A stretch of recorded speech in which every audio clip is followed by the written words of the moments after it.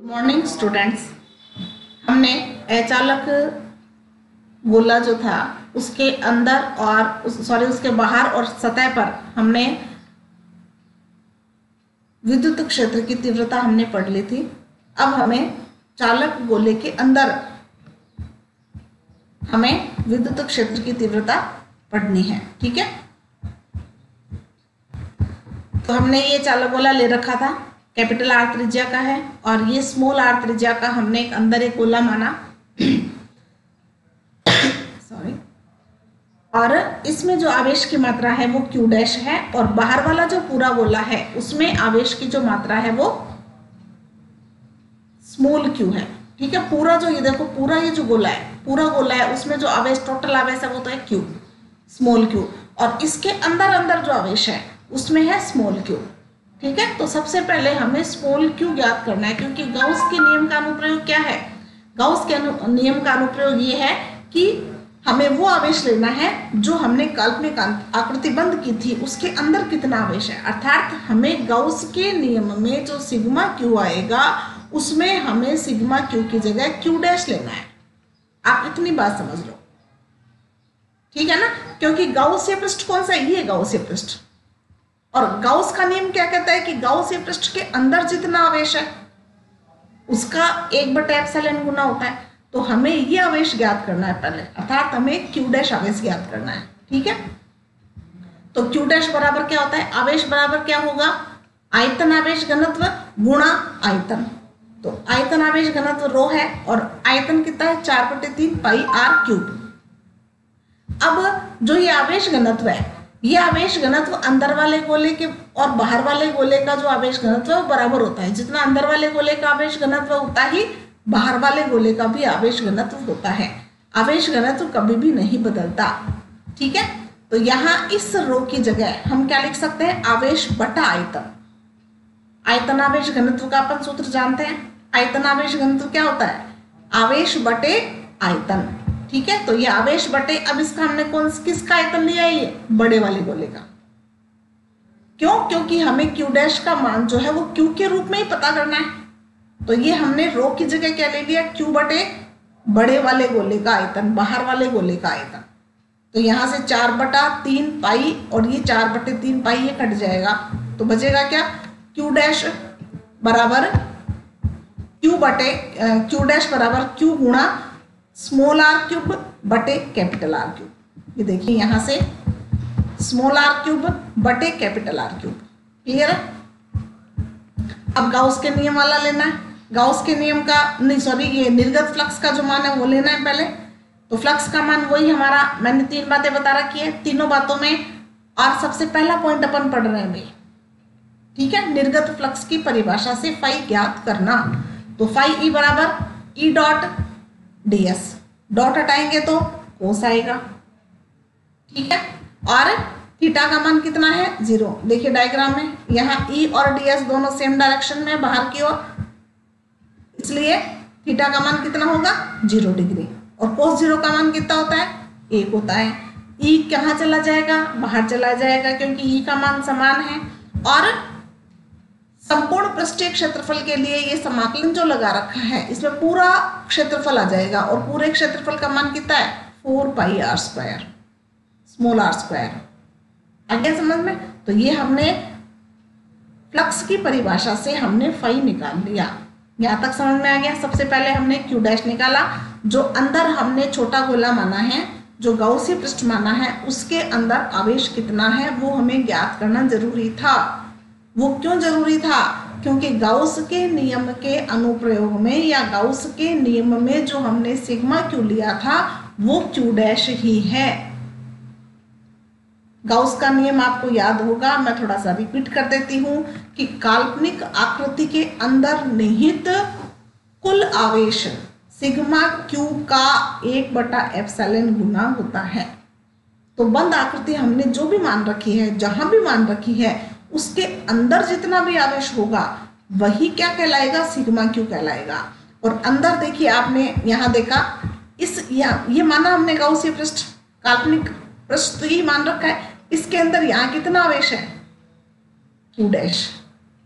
बात समझ में आ गई होगी अब तो। ठीक है ना। और पूरा ये पूरा टोटल आवेश सारा ये कितना है, ये स्मॉल क्यू है और अंदर कितना है, क्यू डैश है। ये बात समझ में आ गई सबके। अब गाउस के नियम से फाई बराबर सिग्मा क्यू बटे एप्सिलॉन नॉट, सिग्मा क्यू का मान कितना होगा, क्यू डैश। यहाँ जो अचालक गोले का तीसरा जो भाग है, तीसरा जो पार्ट है वो थोड़ा सा अलग है, इसको आप ध्यान से देखें। बाकी के जो सेम थे, शुरू के जो दो पार्ट थे उसके दो जो स्थितियां थी वो सेम थी, लेकिन इसमें अंदर वाली जो स्थिति वो अलग होगी। क्यों होगी अलग, क्योंकि अचालक गोले में अंदर आवेश होता है और गोलीय कोश और चालक गोले में अंदर आवेश नहीं होता है। तो ये बात आप ध्यान रखोगे। तो यहाँ सिग्मा क्यू का मान क्या आ जाएगा, क्यू डैश। तो यहाँ तक क्लियर हो गया। क्यू डैश की जगह क्यू डैश का मान लिख सकते हो आप। यहाँ से देखो ये क्यू डैश का मान ये है ना, तो जहाँ क्यू डैश है उसकी जगह हमने ये मान लगा दिया। तो क्यू स्मॉल आर क्यूब बटे कैपिटल आर क्यूब और ये एप्सिलॉन नॉट, ये वाला एप्सिलॉन नॉट यहाँ आ जाएगा। तो ये सूत्र समझ में आ गया। उसके बाद हमने दो चीजें पढ़ ली, निर्गत फ्लक्स से फाई निकाल लिया, गाउस के नियम से हमने फाई निकाल लिया। अब हमें क्या करना है, दोनों को बराबर करना है और ई का मान ज्ञात करना है। ये हमारा तीसरा स्टेप था। तो समीकरण 6 और 7 से हमने दोनों को देखो बराबर कर दिया। दोनों को बराबर करने पर इसमें देखिए यहाँ से ये आर स्क्वायर है और ये आर क्यूब है, तो कट जाएगा, ये वाली राशि कट जाएगी इससे और यहाँ क्या बचेगा, केवल आर बचेगा, एक आर बचेगा। ठीक है। और 4 पाई को यहाँ एप्सिलॉन नॉट के पास में ले आए तो 1/4 pi epsilon not Q R, देखो क्यू बटा दिया, यहाँ से हट जाएगा ना, कट गया ना, इससे कट गया, तो केवल आर बचेगा और नीचे क्या आ गया, ये आर क्यूब। तो ये वाला फॉर्मूला आ गया। इस पूरे वाले फॉर्मूले में देखो ये तो के का मान है, ये तो क्या आ जाएगा, कांस्टेंट है, क्यू कांस्टेंट है, गोले हमने जो गोला लिया एक बार वो कांस्टेंट है, बदल क्या रहा है, स्मॉल आर। स्मॉल आर बदल सकता है। अब स्मॉल आर देखो कैसे बदल सकता है, हमने यहाँ बिंदु लिया तो स्मॉल आर इतना आया, अगर अपन बिंदु यहाँ ले लें तो स्मॉल आर बढ़ गया, अगर बिंदु अपन यहाँ ले लें तो स्मॉल आर और बढ़ गया। तो इसका मतलब क्या हुआ, यहाँ केंद्र से लेकर और धीरे धीरे अपन यहाँ ले सकते हैं, यहाँ ले सकते हैं, यहाँ ले सकते हैं, यहाँ जब तक सतह नहीं आ जाती तब तक इतनी दूरी पर, इस त्रिज्या की दूरी पर हम कहीं भी पी बिंदु ले सकते हैं। तो बदल कौन रहा है, स्मॉल आर बदल रहा है। ठीक है। तो यहाँ पर ये स्मॉल आर बदल रहा है, ये स्मॉल आर बदल रहा है। ठीक है ना। तो जो अंदर जो इन लगा देना, देखो अंदर जो विद्युत क्षेत्र की तीव्रता है वो किस पर निर्भर करेगी, स्मॉल आर पर। और किस प्रकार से निर्भर करेगी, अनुक्रमानुपाती होगा। जैसे जैसे आर का मान बढ़ेगा अंदर विद्युत क्षेत्र की तीव्रता भी बढ़ेगी। ठीक है। ये राशि पूरी देखो कांस्टेंट है, ये तीनों चीजें कांस्टेंट है, तो ये अनुक्रमानुपाती हो गया ना संबंध इसका। आर बढ़ेगा तो ई बढ़ेगा, आर कम होगा तो ई भी कम होगा। ठीक है। अब मान लो अगर अपन आर को 0 कर दें, आर को 0 कब करेंगे, देखिए वापस चित्र में, आर बराबर 0 कब होगा, जब बिंदु पी अपन केंद्र पर ही ले लें। बिंदु पी को हमने कहा मान लिया, केंद्र पर मान लिया, तो स्मॉल आर का मान कितना हो गया, 0। तो स्मॉल आर का मान जब 0 हो जाएगा, यहाँ देखिए इस स्मॉल आर की जगह आप 0 लगा दोगे तो ई केंद्र, इनकी जगह क्या जाएगा, केंद्र, केंद्र पर मान कितना आ जाएगा, 0। केंद्र पर मान कितना आ जाएगा, 0 आ जाएगा। निकाल सकते हो ना आसानी से। तो ये आगे देखिए, जब बिंदु P केंद्र पर हो, केंद्र पर हो तो मतलब r बराबर 0, जब r बराबर 0 तो सेंटर पर, केंद्र पर 0 आ जाएगा। कैसे है मैंने भी बता दिया, यहाँ पे 0 रख दोगे मान, ये जब 0 हो जाएगा तो पूरा ही पद 0 हो जाएगा। निष्कर्ष और ग्राफ, ई आउट बाहर, AQ/r², ये हमने बाहर निकाला था, तो दूरी के वर्ग के व्युत्क्रमानुपाती है। ई सरफेस, सतह पर हमने क्या लिया था, स्मॉल आर की जगह क्या आ जाएगा, कैपिटल आर आ जाएगा, जो कि अधिकतम है। कब, जब आर बराबर स्मॉल आर बराबर कैपिटल आर हो। तीसरा ई इन, अंदर अभी भी निकाला है, KQ स्मॉल आर बटे आर क्यूब, जो अंदर तीव्रता है वो आर के अनुक्रमानुपाती होगी, अर्थात जैसे जैसे आर बढ़ेगा वैसे वैसे ई भी बढ़ेगा। अब सेंटर पर, केंद्र पर, जब आर बराबर 0 है, आर बराबर 0, देखो यहाँ इसको मान को 0 कर दो, इसको 0 कर दोगे तो क्या जाएगा, इसे 0 करने पर पूरा ही 0 हो जाएगा। केंद्र पर अचालक गोले के केंद्र पर तीव्रता का मान 0 होता है, ये ध्यान रखोगे। समझ में आ गया। अब देखो इन चारों कंडीशन को अपने को ग्राफ में बनाना है। ये अचालक गोला है जिसकी त्रिज्या कितनी है r, और केंद्र यहाँ O पर है, ये देखो ये केंद्र है। तो अंदर यहां से लेकर यहां तक की पोजीशन, अंदर तो क्या है, केंद्र पर तो क्या होगा, ई का मान 0, देखो ई बराबर 0, यहां से शुरू हो रहा है, ई बराबर 0। अब जैसे जैसे त्रिज्या बढ़ेगी, जैसे त्रिज्या बढ़ेगी वैसे से क्या होगा, ई का मान भी बढ़ रहा है। देखो ये त्रिज्या बढ़ेगी तो ई का मान भी बढ़ेगा, यहाँ त्रिज्या बढ़ा दी तो ई का मान भी बढ़ गया, यहाँ त्रिज्या बढ़ा दी तो ई का मान भी बढ़ गया। कब तक बढ़ेगा, जब तक सतह नहीं आ जाती। सतह पर तीव्रता का मान अधिकतम होता है, ठीक है। तो यहां से अपन दूरी बढ़ा रहे हैं, केंद्र से दूरी बढ़ रही है, केंद्र से दूरी बढ़ रही है, कहां तक, सरफेस तक, सतह तक। तो क्या होगा, ई का मान आर के बढ़ने के साथ साथ बढ़ रहा है, देखो सतह तक तो बढ़ेगा। जैसे ही सतह से बाहर अपन पहुंचेंगे तो क्या होगा, दूरी के वर्ग के व्युत्क्रमानुपाती होता है। ये जो ग्राफ है ये गोलीय कोश वाला ही ग्राफ है। गोलीय कोश में देखो बाहर इतना ही प्राप्त हुआ था, अंदर हमने ये लाइन नहीं बनाई थी। गोलीय कोश में अंदर हमने ये लाइन नहीं बनाई थी। क्यों नहीं बनाई थी, क्योंकि अंदर तीव्रता 0 थी, यहां तक 0 थी, सतह तक, जब तक सतह पर नहीं पहुंच जाती। सतह से फिर ग्राफ यूं आया था, ठीक है ना। तो ये समझ में आ गया होगा पूरा। इसको दोबारा देखना, अचालक गोले की तीसरी कंडीशन को आप 2 बार करके देखोगे तब आपको समझ में आएगा ढंग से, और हर कंसेप्ट आपके क्लियर होगा। तो ये है, यहाँ तक हमने पढ़ लिया। उसके बाद अगला जो हेडिंग है, अब अनुप्रयोग आपके कंप्लीट हो गए। अनुप्रयोग हमने कितने पढ़े, 7 अनुप्रयोग पढ़े हैं। 7 अनुप्रयोग आप एकदम ढंग से पढ़ोगे। एग्जाम में ऐसे क्वेश्चन 4 नंबर के आते हैं, ये आप ध्यान रखें। अब जो हमारा अगला हेडिंग है, जो गाउस के नियम पर आधारित नहीं है, वो है आवेशित चालक सतह पर कार्यरत विद्युत बल और दाब। हमें विद्युत बल निकालना है। एक तो चालक गोला लिया, उसको हमने आवेशित कर दिया, आवेशित कर दिया तो आवेश उसके सतह पर आ जाएगा, सतह पर आ जाएगा तो विद्युत बल बढ़ेगा, विद्युत बल बढ़ेगा और दाब भी बढ़ेगा, ठीक है ना। तो हमें दाब और बल का मान ज्ञात करना है, और दाब और बल में कैसा सूत्र है ये आप भी जानते हैं, ठीक है। दाब बराबर बल बटा क्षेत्रफल होता है ना, तो वो सूत्र भी यहाँ पर हमें काम में लेना है। लेकिन हम इसके लिए करेंगे क्या, कौन सा डायग्राम बनाएंगे, कैसे इसको सिद्ध करेंगे, कैसे करेंगे वो देखिए। सबसे पहले मैं चित्र के माध्यम से समझा देती हूँ। ये हमने एक चालक गोला लिया है, ठीक है।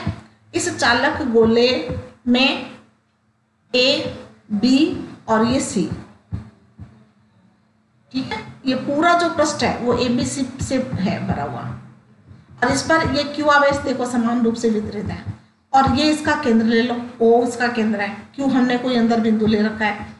अब इसका एक पृष्ठ ले लिया, देखो यहाँ से लेकर यहाँ तक AB भाग ले लिया, एक AB पार्ट ले लिया, छोटा अल्पांश ले लिया, ये अपन ने अल्पांश ले लिया, जिसका अपन क्षेत्रफल ds मान सकते हैं, ds क्षेत्रफल है मान लो इसका, ठीक है ना। अब इस क्षेत्रफल के कारण एक तो क्षेत्रफल कौन सा आ गया, AB क्षेत्रफल आ गया, और एक कौन सा क्षेत्रफल आ गया, B, C और A, ये बाकी वाला शेष। बात समझ रहे हैं। हमने इसको 2 भागों में बांट लिया, चालक गोले को हमने 2 भागों में बांटा। एक तो हमने ये AB अल्पांश लिया यहां से लेकर यहां तक, एक तो भाग हमने लिया ये वाला, ठीक है, और दूसरा भाग हमने कौन सा लिया, यहां से लेकर और ये बाकी जो शेष बचा, यहां से लेकर और यहां तक ये वाला। तो दो भाग हमने काटे इसके, एक तो अल्पांश लिया छोटा वाला जो ये AB है, और बाकी इस लाइन के अलावा जो भाग है दूसरा वो वाला संपूर्ण भाग। समझ में आ गया।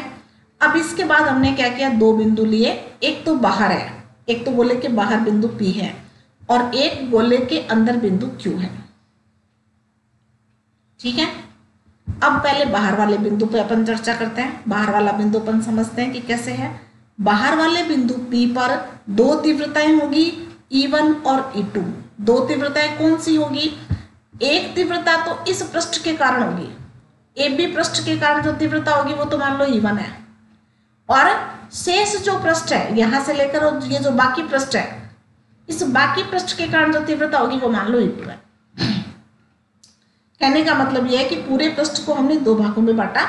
एक भाग की तीव्रता E1 है और दूसरे भाग की तीव्रता E2। ठीक है, अब E1 की दिशा, गोले के कारण जो तीव्रता की दिशा वो अपन पढ़ चुके हैं। तीव्रता की दिशा कहाँ होती है? पृष्ठ के लंबवत। तो E1 की दिशा पृष्ठ के लंबवत बाहर की ओर। इसी प्रकार E2 की दिशा, ये जो शेष आवेश है उसके कारण भी तीव्रता की दिशा कहाँ होती है? बाहर की ओर। तो बिंदु P पर दोनों भागों के कारण जो तीव्रता की दिशा होगी वो कहाँ होगी? बाहर की ओर। मतलब E1 और E2 दोनों की दिशा सेम है, जो कहाँ है? बाहर की ओर है। ये बात क्लियर हो गई। अब अपन बात करते हैं Q की। अब Q की अगर जनरली अपन बात करें तब तो चालक गोला है। चालक गोले के अंदर आवेश होता है क्या? नहीं होता है। नहीं होता है ना आवेश। जब आवेश नहीं होगा तो तीव्रता होगी क्या? बिल्कुल नहीं होगी। तो अंदर जो Q बिंदु है उस पर नेट जो तीव्रता होगी वो कितनी होगी? 0 होगी। मतलब E बराबर 0 आएगा। परिणामी तीव्रता होगी वो 0 होगी, और P बिंदु पर जो परिणामी तीव्रता होगी वो कितनी होगी? इन दोनों के योग के बराबर होगी। होगी कि नहीं होगी? P बिंदु पर तीव्रता, क्योंकि E1 भी इधर जा रहा है, E2 भी इधर ही जा रहा है, तो परिणामी कहाँ होगा? इन दोनों के योग के बराबर, उधर ही होगा, बाहर ही होगा। समझ में आ गया ना? और Q पर परिणामी तीव्रता क्या है? 0। अब 0 कब आएगा? इन दोनों के अंतर के बराबर आएगा, इन दोनों को आपस में घटाने पर आएगा। क्यों घटाएंगे अपन? वो इसलिए घटाएंगे क्योंकि E1 जो तीव्रता थी वो किस भाग के कारण थी? इस भाग के कारण, AB के कारण। इसको अपन अगर काट कर अलग कर लें, अपन ये थोड़ी सी देर के लिए अपन ये मानते हैं कि इस भाग को हमने काट कर अलग कर लिया, ये चालक प्लेट ले लिया हमने इतने, ये ऐसा भाग है। ठीक है, ये भाग आवेशित है और आवेश इसके पृष्ठ पर है, तो इसके कारण अगर बिंदु अपन यहां लेंगे तो तीव्रता इधर होगी, बिंदु अगर यहां लेंगे तो तीव्रता बाहर की और इधर होगी। ये जब अपन ने चालक प्लेट पढ़ा था तब मैंने बताया भी था आपको, ठीक है ना, कि हमेशा प्लेट के लंबवत होती है तीव्रता की दिशा। तो E1 की दिशा, E1 इसके कारण है ना, इसके कारण, तो E1 की दिशा बाहर वाले बिंदु के कारण इधर होगी और अंदर वाले बिंदु पर इधर होगी, मतलब चालक प्लेट से दूर की ओर। और शेष जो भाग है, ये जो शेष भाग है, यहाँ पर देखिए ये तो छोटा सा भाग है, बाकी जो बड़ा भाग है उस पर जो आवेश की तीव्रता होगी उस पर इधर वाला भाग ज्यादा प्रभावी होगा, ये वाला भाग ज्यादा प्रभावी होगा, और ये वाला ज्यादा भाग प्रभावी होने के कारण E2 की दिशा क्या होगी? इधर। नियम वही लगेगा प्लेट से। अब जो भाग मानेंगे अपन वो ये वाला मानेंगे। अब इसमें देखो, अगर यहाँ बिंदु लेंगे तो इसकी तीव्रता की दिशा कहाँ होगी? बाहर की ओर। अगर हम यहाँ बिंदु लेंगे तो इसके कारण, इस भाग के कारण तीव्रता की दिशा कहाँ होगी? इधर। बात समझ में आ गई? तो E2 की दिशा इधर है और E1 की दिशा इधर है, और परिणामी अपन जानते हैं 0 होगा। वो क्यों होगा? क्योंकि अंदर आवेश नहीं है, आवेश नहीं है तो तीव्रता नहीं होगी। तो E1 माइनस E2 का मान कितना आएगा? 0 आएगा। क्लियर हो गई? बात समझ में आ गई? तो EP मतलब P बिंदु पर जो तीव्रता है वो तो क्या होगा? P बिंदु पर जो तीव्रता है वो तो इन दोनों के योग के बराबर होगी, मतलब E1 प्लस E2। ठीक है, और Q बिंदु पर E1 माइनस E2, विपरीत दिशा होती है इसलिए, और 0 आएगा इसका मान। वो क्यों आएगा वो मैंने आपको बता दिया, क्योंकि अंदर आवेश नहीं है तो तीव्रता भी नहीं होगी। अब P बिंदु पर जो तीव्रता का जो टोटल मान है, कुल जो मान है, वो अपन ने पीछे निकाल रखा है चालक प्लेट के कारण। आपको याद हो तो निकाला था ना, अचालक प्लेट और चालक प्लेट दोनों का निकाला था। चालक प्लेट का तो आया था सिग्मा बटे एप्सिलॉन नॉट, और अचालक प्लेट का आया था सिग्मा बटे 2 एप्सिलॉन नॉट। आपको याद होगा, नहीं याद है तो आप पीछे स्लाइड आप खोलकर, वीडियो खोलकर आप देख सकते हैं। तो यहाँ ये चालक प्लेट का तीव्रता है, तो इन दोनों का जो योग होगा वो किसके बराबर होगा, सिग्मा बटे एप्सिलॉन नॉट के बराबर होगा। तो ये डायग्राम सबके समझ में आ गया। अब अपन इसकी थ्योरी देखते हैं। आवेशित चालक सतह पर पृष्ठ के लंबवत प्रतिकर्षण के कारण विद्युत बल प्रभावी होता है तथा इकाई क्षेत्रफल पर कार्य करने वाला बल विद्युत दाब कहलाता है। नियम वही है, मैं बार बार वही कहूंगी कि आपको जब सूत्र पता है तो आप परिभाषा दे सकते हैं। अब आप विद्युत अगर हटा दो तो केवल क्या बचेगा, दाब, और दाब का सूत्र क्या होता है, बल बटा क्षेत्रफल। अब दाब को परिभाषित करने के लिए बल बटे क्षेत्रफल में किसको आप एकांक करोगे, क्षेत्रफल को, क्योंकि वो बटे में नीचे है, ठीक है ना। तो एकांक क्षेत्रफल पर जितना भी बल लग रहा है वही क्या कहलाएगा, दाब कहलाएगा, ठीक है। अब दाब को आप क्या जोड़ दो, विद्युत से जोड़ दो, क्योंकि अपन यहाँ आवेश के बारे में पढ़ रहे हैं। तो दाब, सिंगल दाब, सिंपल दाब न रह के वो कौन सा दाब बन जाएगा, विद्युत दाब बन जाएगा, ठीक है। तो परिभाषा वही है, देखो, एकांक क्षेत्रफल, इकाई क्षेत्रफल, नीचे वाली राशि को एक अध्याय P बराबर F बटा A, अपना पुराना सूत्र है, अपन पीछे की क्लास में पढ़कर आए हैं। P बराबर F बटा A, बल बटा क्षेत्रफल, क्षेत्रफल को इकाई कर दिया तो बचेगा क्या, केवल बल बचा, बल बचा तो वही क्या कहलाएगा, दाब कहलाएगा। तो एकांक क्षेत्रफल पर कार्यरत यह बल जो विद्युत बल है वही क्या कहलाएगा, विद्युत दाब कहलाता है। माना किसी आवेशित चालक सतह का पृष्ठीय आवेश घनत्व कितना है, सिग्मा, पृष्ठीय आवेश घनत्व सिग्मा होता है। यदि इस अल्पांश AB की कल्पना करें, एक अल्पांश AB अपन ने कल्पना की है, इसके कारण विद्युत क्षेत्र कितना होगा, E1, AB अल्पांश के कारण विद्युत क्षेत्र E1 है, और शेष भाग जो बचा, कौन सा बचा, ACB जो शेष, AB को छोड़कर जो एक्स्ट्रा जो भाग बचा था वो, उसके कारण विद्युत क्षेत्र की तीव्रता कितनी है, E2। अब बिंदु 2 माने हमने P और Q, P को तो कहाँ माना, बाहर, और Q को कहाँ माना, अंदर। ये चित्र मैंने समझा दिया आपको। यहाँ पर दोनों की जो तीव्रताओं का अंतर है वो 0 होगा। जब 0 है तो E1 बराबर क्या आ जाएगा, E2, मतलब E1 और E2 बराबर है। जब बराबर है तो क्या आ जाएगा, समीकरण 1/2 से E2 प्लस E2, मतलब E1 की जगह भी E2 ही लगा दिया, दोनों बराबर है तो अपन E1 निकाल लो चाहे E2 निकाल लो, एक ही बात है। E2 बराबर सिग्मा बटे एप्सिलॉन नॉट, तो 2E2 आ जाएगा, 2E2 बराबर सिग्मा बटे एप्सिलॉन नॉट, और E2 बराबर E1 बराबर सिग्मा बटे 2 एप्सिलॉन नॉट। इस 2 का भाग लगा दो नीचे, तो इसको अपन E1 भी कह सकते हैं, इसको अपन E2 भी कह सकते हैं, अर्थात दोनों के मान बराबर है। बराबर है, किसी एक का भी निकाल लो, दूसरे का भी वही होगा, ठीक है। अब क्षेत्रफल कितना है, ds क्षेत्रफल के अल्पांश पर dq आवेश हो, तो हमने ये क्षेत्रफल माना था ना, यहाँ से लेकर यहाँ तक ds क्षेत्रफल माना था, और यहाँ पर अगर आवेश dq है तो कार्यरत विद्युत बल, ये भी हमारा पुराना सूत्र है, याद हो तो आपको F बराबर QE पढ़ा था ना अपन ने, F बराबर QE, ठीक है।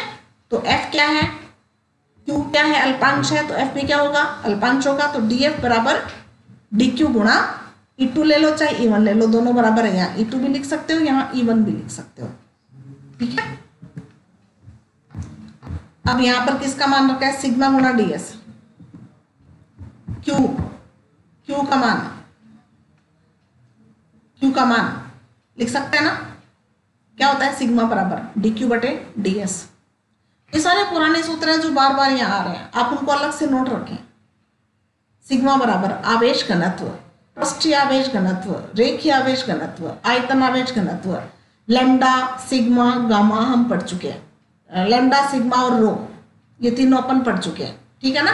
तो तीनों में हम यहाँ कौन सा पढ़ रहे हैं, पृष्ठीय आवेश घनत्व, जो दूसरे नंबर पे था वो क्या था, सिग्मा था, ठीक है। तो सिग्मा बराबर dq बटे ds, एक में लंबाई था, एक में क्षेत्रफल था, एक में आयतन था, तो dq बराबर क्या आ जाएगा, रो गुणा ds, ये आ गया हमारे पास में रो गुणा ds। रो से रो गुणा कर दो, रो स्क्वायर आ जाएगा, ये 2 एप्सिलॉन नॉट ये है ही, और ये ds को इधर मल्टीप्लाई कर दिया। ठीक है, अब हमारे पास में क्या आ गया, अल्पांश f आ गया। इस अल्पांश f से अपन विद्युत बल, हमारा हेडिंग क्या है, एक तो विद्युत बल ज्ञात करना और एक दाब ज्ञात करना। तो विद्युत बल टोटल ज्ञात करना होगा तब तो अपन क्या कर देंगे, संपूर्ण सतह पर कार्यरत बल। संपूर्ण सतह पर कार्यरत बल तो हमने इसका समाकलन कर दिया, पूरे पृष्ठ का निकालने के लिए समाकलन कर दिया, तो ये आ गया। ठीक है, और हमें यहां से क्या ज्ञात करना है, विद्युत दाब।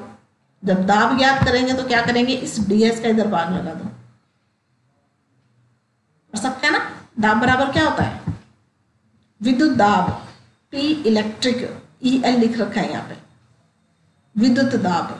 ठीक है ना, df बटे ds, df बटे ds में सिग्मा स्क्वायर बटे 2 एप्सिलॉन नॉट। देखो यहाँ पे ये सिग्मा स्क्वायर बटे 2 एप्सिलॉन नॉट, ये ds का इधर भाग लगा देंगे, आ गया। तो ये बल का माना गया।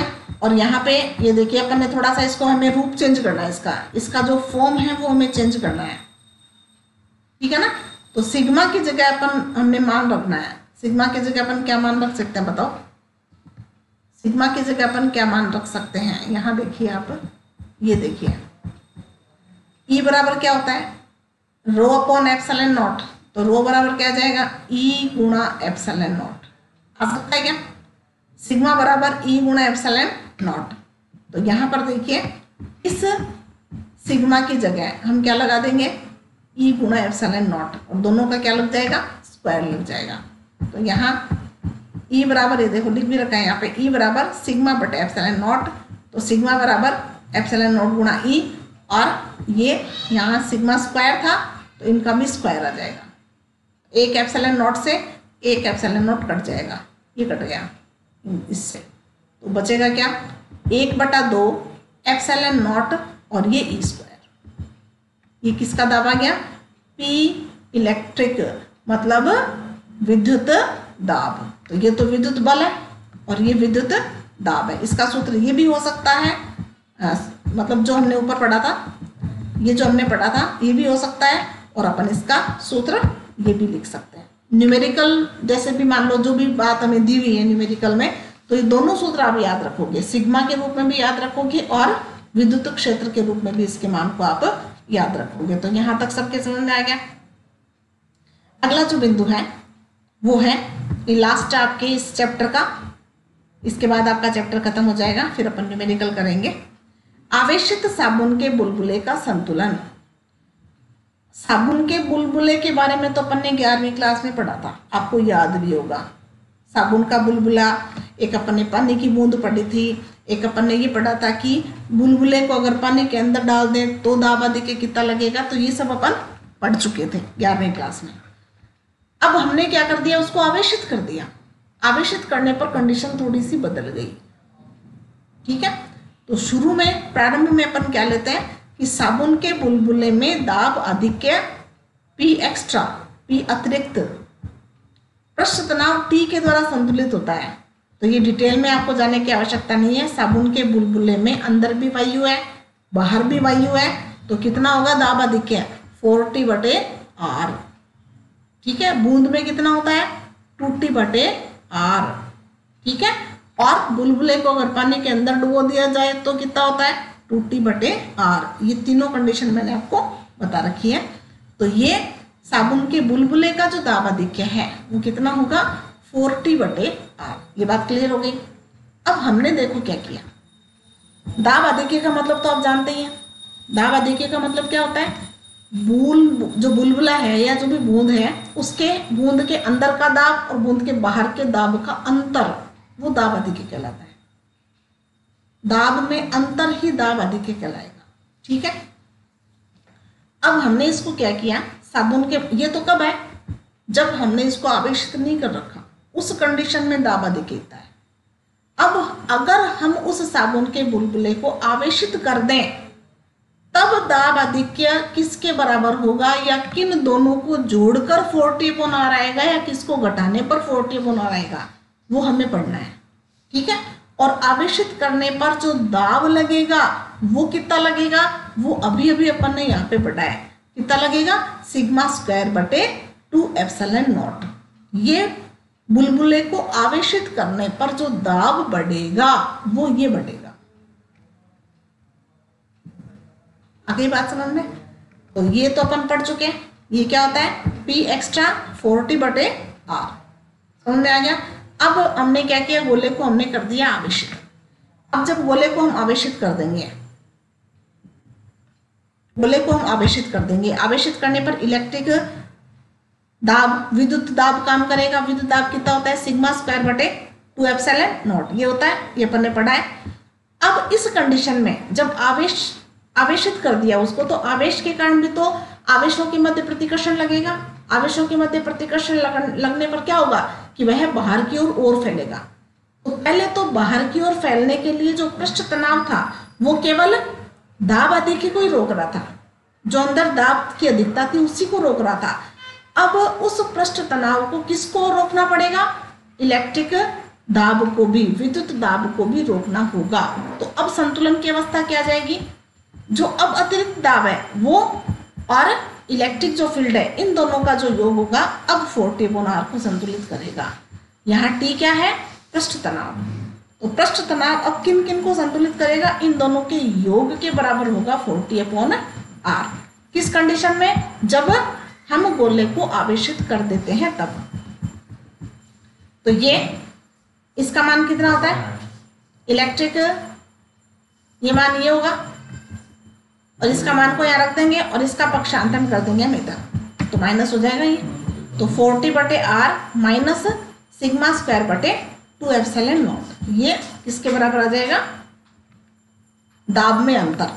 ये अतिरिक्त दाब क्या है, दाब में अंतर, बाहर और अंदर के दाब में अंतर। ये अपन ने निकाला अतिरिक्त दाब। अब देखिए एक कंडीशन आती है कि साबुन का बुलबुला फूटेगा, क्योंकि जो आवेशों के मध्य जो प्रतिकर्षण बल लग रहा है उसके कारण वो बुलबुला क्या होगा, फैलेगा, ठीक है ना, प्रतिकर्षण बल के कारण। और एक स्थिति आएगी कि वो फट जाएगा, फूट जाएगा। वो कंडीशन क्या होगी, फूटने वाली कंडीशन क्या होगी कि ये जो मान है ये 0 हो जाएगा। अतिरिक्त दाब का जो मान है वो 0 हो जाएगा, उस कंडीशन में बुलबुला फूट जाएगा। तो ये इसकी कंडीशन आप ध्यान रखें कि अगर इसका मान 0 कर दें तो बुलबुला फट जाएगा और इसका मान क्या हो जाएगा, 0। हम इसी समीकरण में क्या कर देंगे, यहाँ इसका मान क्या रख देंगे, 0 कर देंगे। ये 0 कर दिया तो क्या होगा, पक्षांतरण कर दो इसका इधर, तो ये दोनों बराबर आ गए। यहाँ से आप R का मान ज्ञात कर सकते हो, R को ऊपर ले लो और ये सिग्मा स्क्वायर नीचे आ जाएगा और 2 एप्सिलॉन नॉट को आप ऊपर ले जाओ, तो ये 8 एप्सिलॉन नॉट T/सिग्मा स्क्वायर, ये R बराबर आ गया, ठीक है। इसी प्रकार यहाँ से R निकाला, वैसे आप T भी निकाल लो। T निकालोगे तो क्या करोगे, R को ऊपर ले जाओ और 4 को नीचे ले आओ, तो यह आ जाएगा सिग्मा स्क्वायर R बटे 8 एप्सिलॉन नॉट। तो हम पृष्ठ तनाव निकाल सकते हैं, हम आवेशित साबुन के बुलबुले की त्रिज्या ज्ञात कर सकते हैं, लेकिन उसके लिए आप कंडीशन याद रखोगे। कौन सी कंडीशन, कि आवेशित साबुन के बुलबुले में जब दाब अधिक के 0 हो जाएगा, उस कंडीशन में बुलबुला फट जाता है, ठीक है। तो बुलबुला फटने पर दोनों का मान हम बराबर कर देंगे और यहाँ से T और R की वैल्यू अपन ज्ञात कर सकते हैं। तो आज के लिए इतना काफ़ी है, लेसन आपका कंप्लीट हो चुका है। कल हम इसके क्वेश्चन आंसर पढ़ेंगे, लेकिन उससे पहले आप ये पूरा लेसन पढ़ें, इसको याद करें और इससे रिलेटेड जितने भी आपके फॉर्मूले हैं उनको आप एक कॉपी में अलग से नोट कर लें, जिससे अपन न्यूमेरिकल करें तब आप उनको पढ़ सको, ठीक है। तो आज के लिए इतना काफ़ी है, धन्यवाद।